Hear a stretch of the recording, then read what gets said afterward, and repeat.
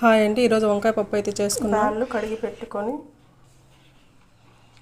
పప్పుకు పచ్చిమిరపకాయలు, వంకాయ, టమోటాలు తీసుకొని కట్ చేసి పెట్టుకోవాలి.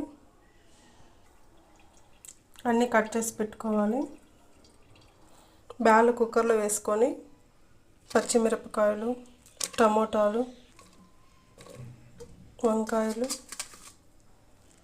చింతపండు, పసుపు, సాల్ట్, వాటర్ వేసుకొని 3 విజిల్స్ అయితే పెట్టుకున్నాము.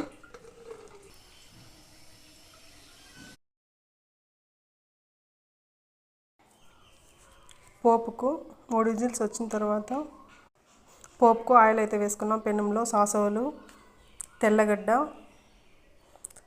ఆనియన్స్ కట్ చేసినవి, కరివేపాకు వేసుకొని బాగా వేగిన తర్వాత పప్పు రుద్దుకుండేసి మూత తీసిన తర్వాత పప్పు మెదుపుకోవాలి. రుద్దుకున్న తర్వాత పోపు పెట్టాము కదా, ఇది దీంట్లో వేసుకోవాలి.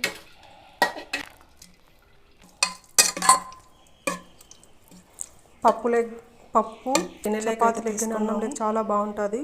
పప్పు అయితే రెడీ అయిపోయింది. వంకాయ బెల్లపప్పు అయితే రెడీ అయిపోయింది. Like, share, subscribe my channel. తప్పకుండా ట్రై చేయండి, చాలా బాగుంటుంది.